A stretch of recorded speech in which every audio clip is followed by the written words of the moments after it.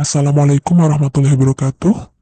Pada video kali ini saya ingin menjelaskan bagaimana cara bertransaksi di e-katalog versi 6 menggunakan metode pembayaran UP.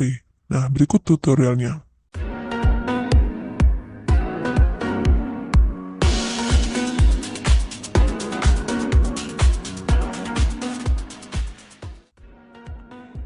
Jadi, pada kasus ini kita transaksi di bawah 200 juta, jadi dilaksanakan oleh pejabat pengadaan.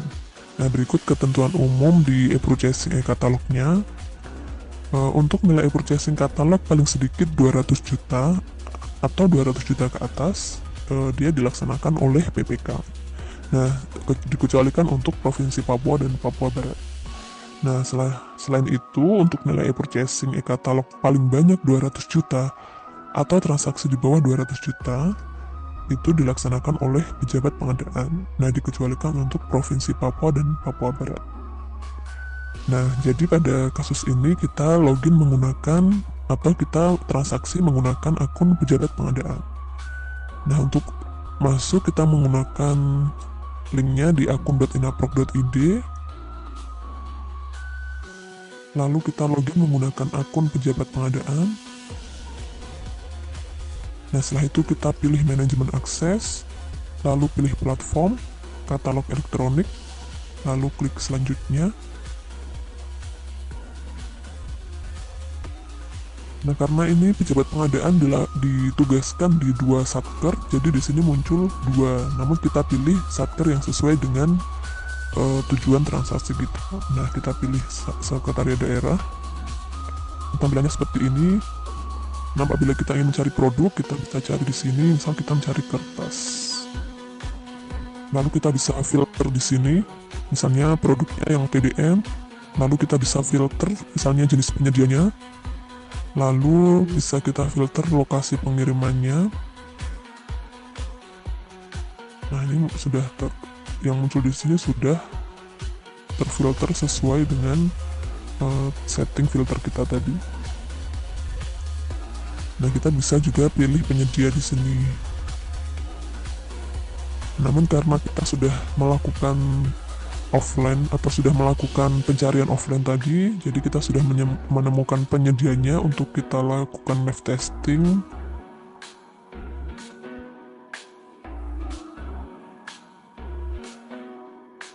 Nah, di sini kita mau membeli kertas HVS 70 gram ini. Kita bisa pilih variasinya. Lalu kita masukkan jumlah yang ingin kita beli.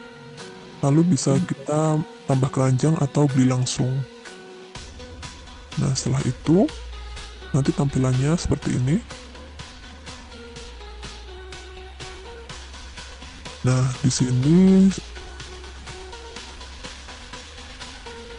setelah kita beli langsung, kita memasukkan dokumen persiapan e-purchasing.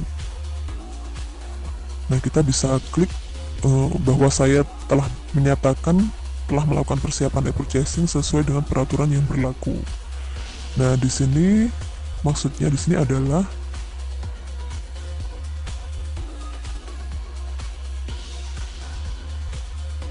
dokumen persiapan purchasing ini setidaknya memuat beberapa aspek seperti di keputusan LKPP nomor 177 tahun 2024. Nah, di sini sama dengan di e-katalog versi 5, yaitu yang pertama memilih produk sesuai dengan spesifikasi yang ditetapkan oleh PPK, lalu memilih produk prioritas penggunaan produk dalam negeri, lalu setelah itu memilih produk dengan penyedia UMKK, dan memilih produk dengan harga terbaik menurut referensi yang telah dikumpulkan. Jadi di sini di dokumen di semua tahapan ini sudah kita dokumentasikan dalam satu file PDF. Lalu kita klik centang saja, lalu kita klik dokumen, kita cari file PDF kita.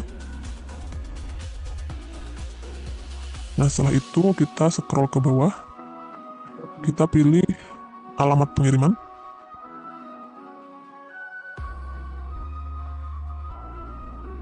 Kita masukkan kemana barang itu akan dikirim. Nah, setelah lokasi sesuai, kita masukkan alamat di bawahnya, alamat lengkap.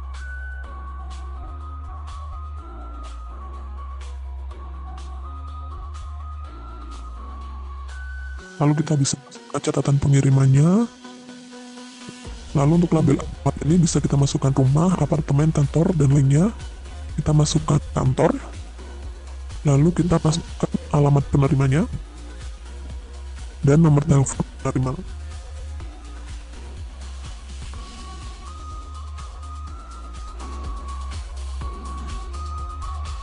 Kalau sudah, kita klik simpan.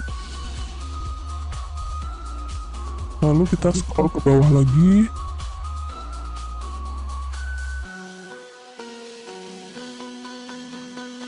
Setelah alamat kita isi permintaan tiba. Nah, pada kasus ini kan harus minimal H+1 atau H+1 setelah transaksi. Nah, ini karena transaksi tanggal 13 Februari, kita masukkan tanggal 14 Februari. Nah, kita juga bisa masukkan catatannya. Setelah sesuai, kita klik simpan. Kita pilih jasa pengirimannya. Setelah itu kita pilih RUP yang sudah kita umumkan di aplikasi Sirup. Nah, ini dipastikan bahwa RUP yang sudah kita umumkan adalah metodenya e-purchasing. Karena kalau tidak e-purchasing, RUP itu tidak akan muncul di e-katalog versi 6 ini. Nah, setelah sudah sesuai, kita pilih RUP. Setelah itu kita pilih PPK.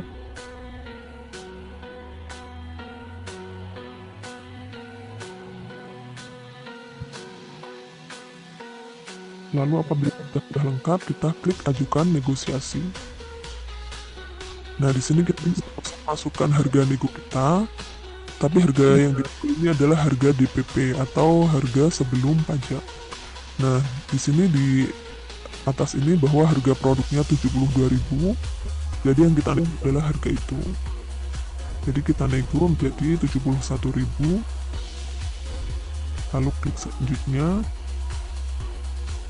Lalu klik ajukan negosiasi.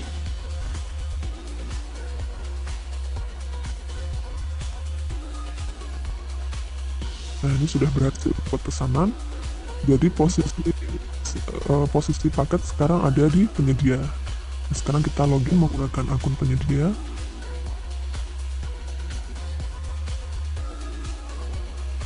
Jadi untuk masuk sama di transaksi negosiasi, atau bisa juga notifikasi bahwa di sini juga muncul notifikasi bahwa ada satu pesanan. Kita bisa klik di situ juga. Nah, setelah kita klik lihat detail, nah ini penyedia pastinya ngecek isi pesanannya itu, ngecek harganya, harga negonya apakah masuk nih dengan harga yang ditentukan. Nah, penyedia bisa menyetujui harga nego atau mengajukan harga baru atau menolak negosiasi.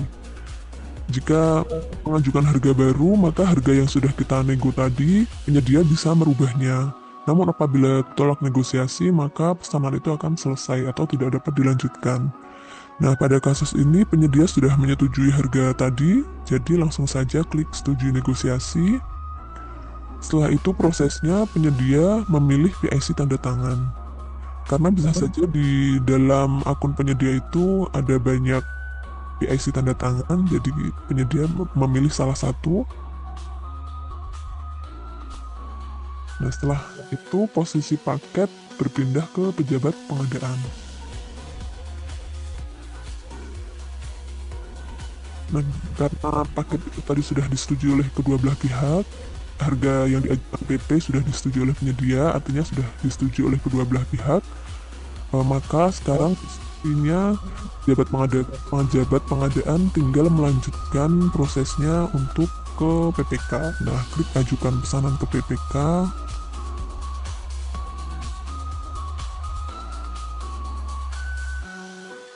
Nah, setelah itu posisi paket berpindah ke pejabat pembuat komitmen.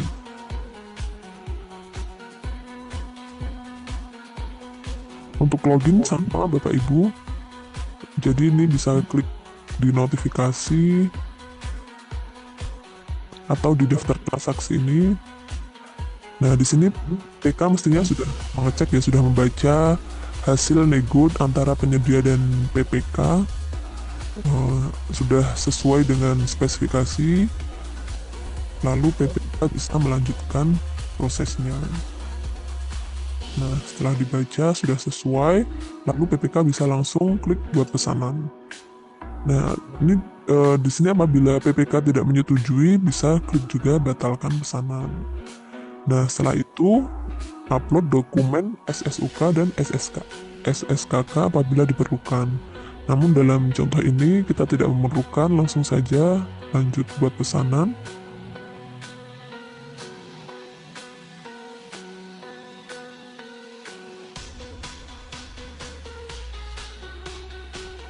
Nah, di sini sudah muncul draft surat pesanannya untuk ditandatangani oleh PPK.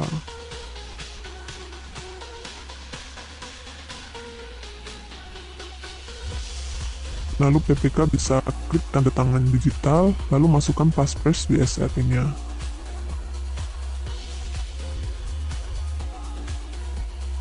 Nah, setelah ditandatangani, posisi paket akan berpindah ke penyedia. Nah, ini bisa kita lihat bahwa PPK sudah muncul tanda tangan elektroniknya.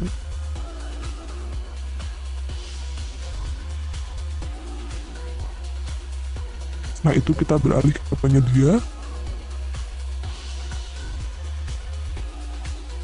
Sekarang posisi paket sudah tidak dinegosiasi namun di pesanan, karena proses negosiasi sudah selesai, jadi berpindah ke pesanan. Nah, bisa kita klik lihat detail.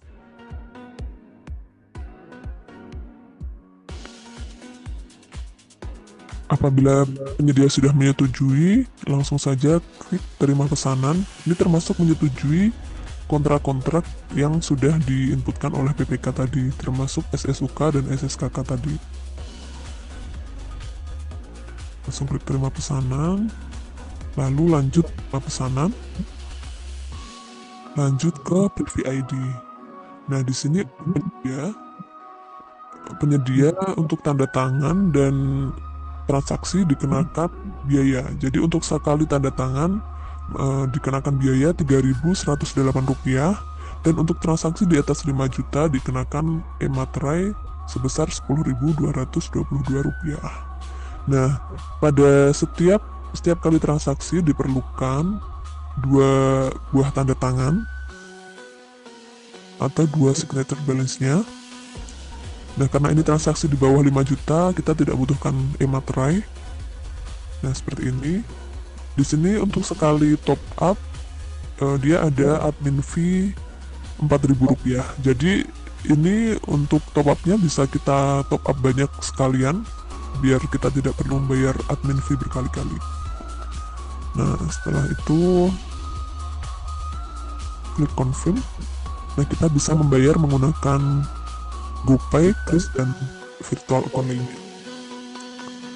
Di sini saya pembayaran menggunakan Kris.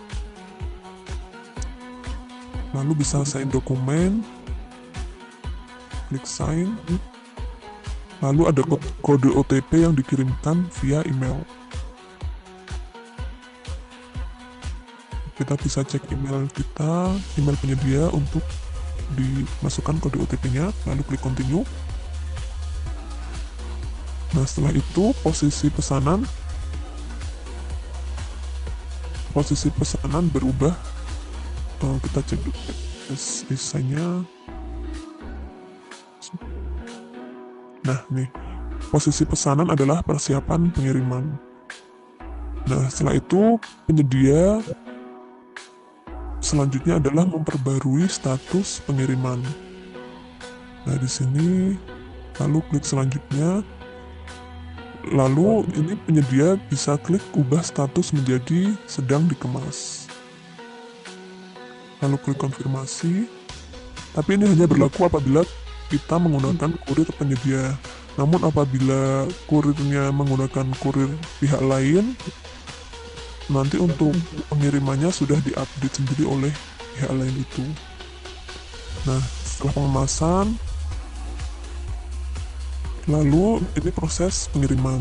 Nah, kita bisa masukkan, penyedia bisa masukkan IC-nya, nama kurir, dan lain-lain.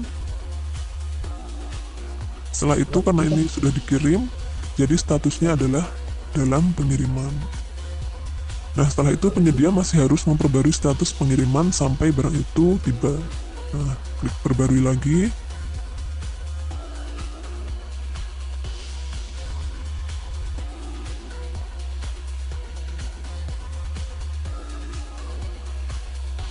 Nah, ini apabila barang sudah diterima atau sudah sampai di tempat tujuan, penyedia harus mengupdate ini, tanggal diterima, jam diterima, dan foto bukti penerimaannya. Namun untuk foto ini tidak wajib, namun ini sebagai bukti saja bahwa barang itu sudah benar-benar sampai di tempat tujuan. Nah, setelah itu klik konfirmasi.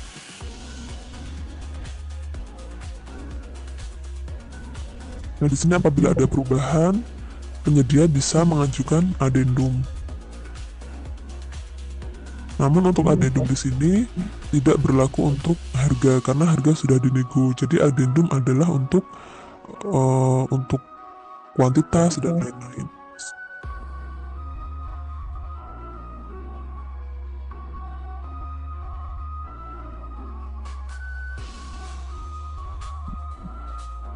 Nah, setelah itu posisi pesanan sudah tiba.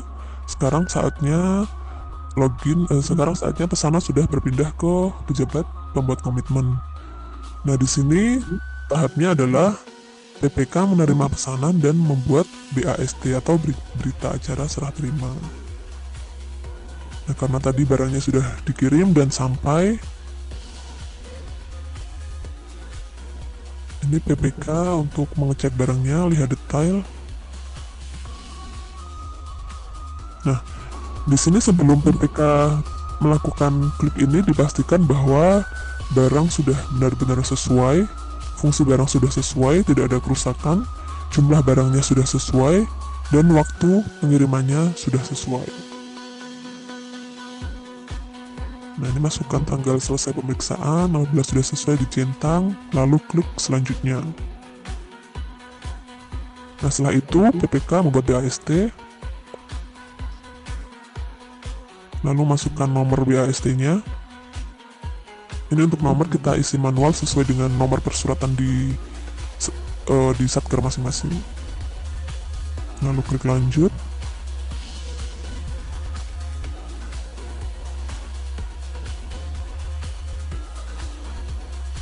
Nah, ini untuk tanda tangan yang kedua. Tadi pertama adalah tanda tangan surat pesanan, selanjutnya adalah tanda tangan BAST. Nah, ini PPK masukkan paspresnya.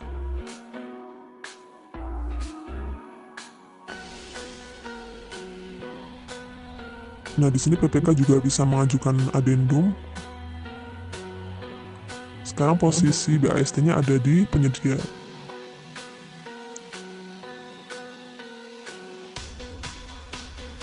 Nah, lalu lihat detail, lalu konfirmasi BAST.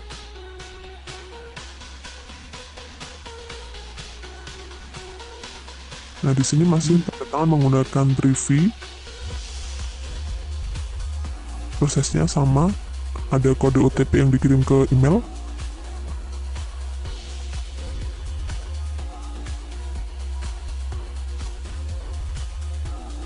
Kita refresh. Nah, sekarang setelah ditandatangani oleh penyedia, posisi paketnya berpindah ke PPK kembali.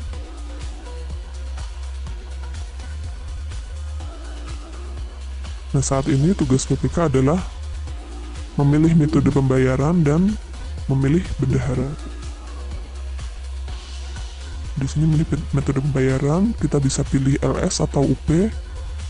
Tapi di sini saya menggunakan UP dan dengan kode bayar.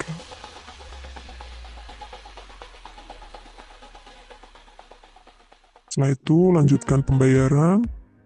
Nah, ini untuk dokumen-dokumennya. Nah, di sini sudah muncul invoice-nya. Lalu ajukan sekarang.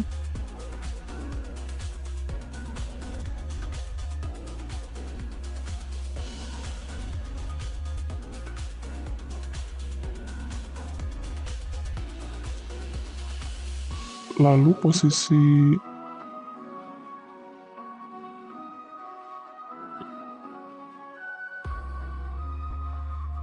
mohon maaf tadi sebelumnya ada memilih bendahara, namun sepertinya tidak terrekod dalam video ini. Jadi sebelum sebelum mengajukan tadi ada memilih bendahara dan sudah terpilih Bapak Susanto. Nah, setelah itu bendahara melakukan pembayaran. Untuk menunya login-nya sama di akun.inaprog.id.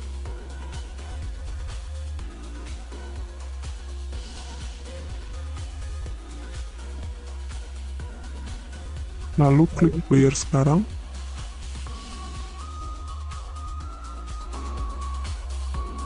Nah, ini dokumen-dokumennya. Bendahara bisa mengecek. Apabila ada yang belum sesuai, bendahara bisa menolaknya. Lalu klik lanjutkan pembayaran. Nah, untuk kode bayarnya ini berlaku selama 30 hari. Jadi ini dihitung mundur. Kita bayar menggunakan kode bayar. Pada kasus ini kita menggunakan CMS di Bank PBD DIY. Mungkin tampilannya akan berbeda untuk bank lainnya. Nah, kita masukkan ID pelanggan itu adalah kode bayar.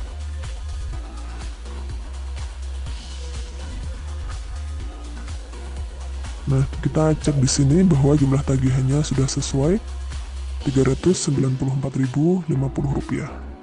Nah, sudah sesuai.